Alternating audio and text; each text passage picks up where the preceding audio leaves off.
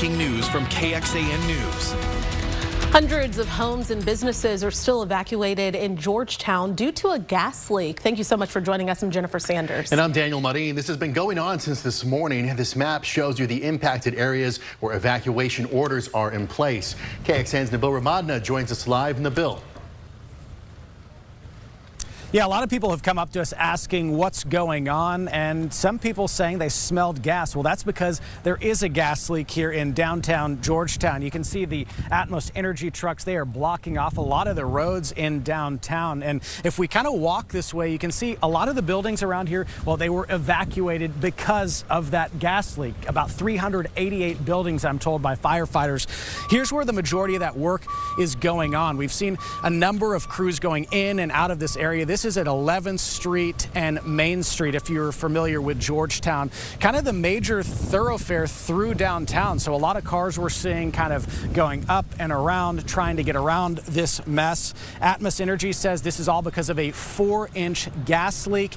We don't know the cause just yet, but I can tell you these crews, they are working. Earlier this morning, about 10:30 is when they close everything down. And at that point, police here in Georgetown said that it should take about 8 hours before they get this underway. So hopefully a couple more hours before they fix this and get things back to normal. Now, if you are in the Georgetown area or heading out at some point, the direction or State Highway 29 is closed between Scenic Drive and Church Street. Actually, you can see it looks like there's some movement down on 29th Street as you're looking right there. So maybe things opening up. We'll see here in a second. I'll check in with police, but see a huge, looks like a few trucks moving through. I don't know if they did that just to kind of make sure traffic can get through, or if those trucks have been stuck for a while. They are pretty big. So we'll check in with the traffic flow here for our next hit coming up at 6 p.m. Let you know. But yeah, things still kind of blocked off in most of the area here. But looks like, yeah, 29th might be moving a little bit. So we'll keep you up to speed with everything right here on KXAN. Again, coming up at 6 p.m., we'll have the latest update. Reporting live in Georgetown, Nabil Ramadna,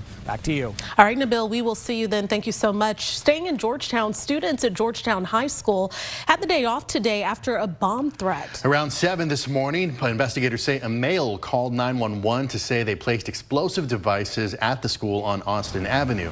Police searched the school and say that they found an item, quote, unusual enough that out of an abundance of caution, the Austin Police Department bomb squad was called in. Then around 1 p.m., Georgetown police declared that the threat had been cleared with no explosive found. The Texas Rangers are helping investigate the source of this threat. A 14-year-old boy is in custody and a teenage girl is dead after a shooting in Driftwood. According to the sheriff's office in Hays County, it happened at a home on Canalilly Circle yesterday. Deputies say they determined the 14-year-old discharged a firearm, hitting the young girl who later died. Authorities say both of them lived at the home. The 14-year-old was taken to the Hays County Juvenile Detention Center, and that death has been ruled a homicide. First warning weather with Chief Meteorologist Nick Bannon. Okay, fog was the story here today, and this is how it looked in Cedar Park this morning. Fog, of course, prompted the National Weather Service to issue dense fog advisories for most of the area, and then they got extended and extended again. Didn't wrap up until 2 p.m. And we've seen big improvements in visibility over the last couple of hours. Now 4 miles of visibility in Austin, 6 at the airport, but there's still some areas of thicker fog. Lago Vista, Burnett down to half a mile of visibility there. So there's still going to be some areas where visibility is reduced. We also have some regular rain on top of the more widespread drizzle. Scattered light showers falling in our eastern counties, a few drops there in northeastern Travis County, and then some scattered light showers in parts of the Hill Country and portions of Llano, Burnett, northern sections of Blanco County into San Saba and Lampasas counties too. It is much warmer now than it's been for 13 days. Temperatures are in the mid to upper 60s, even some 70s. That warmer air has yet to make it to parts of the Hill Country where it's still in the 50s, but I do expect that it eventually will here as we head through the next few hours.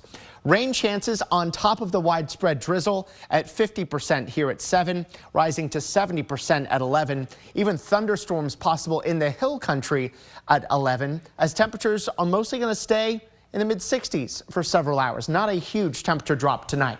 So we'll track the damp and drizzly weather that will continue much of the evening before the storms arrive overnight and may have an impact on your morning commute. New timing there, updated rainfall amounts as well before we head for the first 80s of 2025.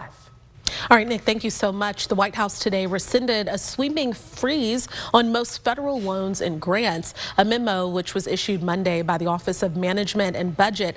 It frightened states, schools, and organizations that rely on trillions of dollars from Washington. Administration officials said the pause was necessary to review whether spending aligned with Trump's executive orders on issues like climate change and diversity, equity, and inclusion programs. A federal judge temporarily blocked implementation of that order. Furthering the confusion, though, the White House says while the memo was rescinded, the president's order reviewing the use of federal funds remains in full force. Well, tense testimony, angry exchanges, and protests all on day one for Health and Human Services Secretary nominee Robert Kennedy Jr. in the first step of his confirmation hearings. Democratic lawmakers grilled Kennedy over his past statements on vaccines and his change on reproductive rights. Kennedy, a former Democrat, says that part of the pushback against his appointment he thinks is because of President Trump. They used to be my friends. Now they're against me because anything that President Trump does, any decision he makes, has to be lampooned, derided, discredited, marginalized, vilified.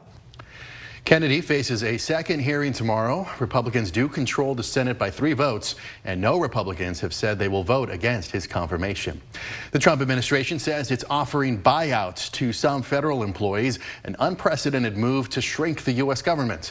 A federal memo states those who leave their posts voluntarily by next Thursday will get about 8 months' salary. According to the Pew Research Center, federal employees make up almost 2% of the nation's civilian workforce, more than 3 million people. The memo states federal employees will be subjected to, quote, enhanced standards of suitability and conduct. Now, the president of the American Federation of Government Employees Union says he feels that this move is meant to pressure workers not considered loyal to the new administration to quit. Well, 5 new executive orders issued by Governor Greg Abbott today, directing the state agencies to partner with the Trump administration to assist on the border. And this includes help investigating, arresting, and deporting undocumented immigrants, and directing the state's criminal justice department to identify land and facilities for federal partners to lease for detention centers. This comes after more than 400 soldiers from the Texas Tactical Border Force arrived at the border. The governor directed the Texas military department to deploy the troops to the Rio Grande Valley to assist Border Patrol agents. Now, President Trump's border czar, Tom Homan, says the White House plans to keep increasing the number of enforcement officers around the country, in part to fulfill a campaign promise. Increase the number of teams, which will result in an increased number of deportations. American people gave President Trump a mandate. This is the #1 issue in the campaign trail, and we're going to fulfill that promise. Now, President Trump signed a strict new immigration detention measure into law at the White House today, his first signing of legislation in his second term. The Laken-Riley Act is named for a Georgia nursing school student who was murdered last year by an undocumented immigrant. The legislation is aimed at cracking down on people in the U.S. illegally who commit nonviolent crimes like theft by expanding the list of criminal acts that trigger mandatory detention. In his remarks, Trump also announced an executive order to prepare a migrant facility at Guantanamo Bay capable of holding 30,000 people. The deadly wildfires in California are almost contained, and some are slowly returning to their neighborhoods, seeing the damage firsthand. Now that evacuation orders for the Palisade and Eaton fires have been lifted, people are beginning to sift through the rubble to salvage any cherished items. One neighbor who lost his home says he didn't find much, just some pottery and assorted kitchenware.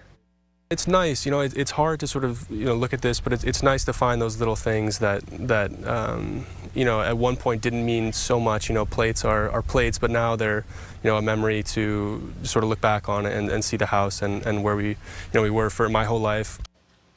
And Los Angeles County officials say at least 29 people have died in the fires, collectively burning more than 40,000 acres and destroying thousands of homes.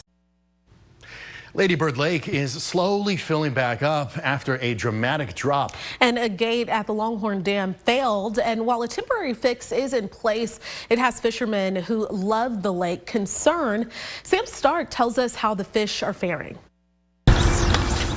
On Tuesday, Lady Bird Lake fishermen were met with an unusual sight on the water. The lake, or lack thereof, much lower than it usually is. Features of the lake usually underwater in plain sight. We thought it was kind of weird. We didn't know what was going on then, and I didn't find out actually until this morning when I saw it on the KXAN News. You can find Robert Kent fishing along Lady Bird Lake most days of the week. The lake is known for producing some pretty nice fish. One of those fish is the bass, which has recently started spawning. Kent said he is worried the lowered levels may affect the population. We were fishing here yesterday, and in the back of Barton Springs, the bass population had already started to bed, and all the bedding bass that were back there have either had to relocate or move. The Texas Parks and Wildlife Department tells me that there are around 20 species of fish swimming throughout the lake, and that the bass spawning season runs from January to May. Some of them, like in the creeks, may not have their favorite spawning habitat available, but they're free to roam as long as they can go back into the lake to find other areas that are suitable. Since the lake is already being filled back up, Mukhtar Faruqi from the Texas Parks and Wildlife Department does not think the drop will significantly impact any fish populations. A 2-foot drop, even at this time of year, is not going to be significant for the overall fishery. Sam Stark, KXAN News. Well, Austin Water and the LCRA are gradually refilling Lady Bird Lake to normal levels. The agencies are anticipating a gradual rise of 3 to 4 inches per hour. Before water levels get back up again, the Trail Conservancy needs your help. Tomorrow, the nonprofit is asking for volunteers to help clean up debris and trash all left behind by the low water levels. The cleanup starts tomorrow at noon, and volunteers need to sign up through the Trail Conservancy's website. The organization may add another cleanup on Saturday, depending on how fast the lake refills. Now, more about fishing in the lake. Going in depth, game wardens cited 2 people last month, you'll remember, over illegally fishing in Lady Bird Lake, taking at least 18 bass. Now, fishing is legal in the lake, but not like this. They say one of the men, according to the game wardens, snorkeled underwater and then used a spear gun. The last time, by the way, the lake was stocked with fish by Parks and Wildlife was back in 2018 when it added more than 120,000 catfish to the lake. Okay, fog, some drizzle, and then we might have some storms in the forecast. Yeah, we're going to start getting more showery as we head through the night. I know a lot of today's been damp with the drizzle and a few showers. Well, it gets wetter as we head into tonight, and stormier overnight into tomorrow morning. This is how it looks in Llano. Visibility continues to improve, at least for the time being, but there's still some areas of fog around. A pollen check for you. Mold is low and trending lower.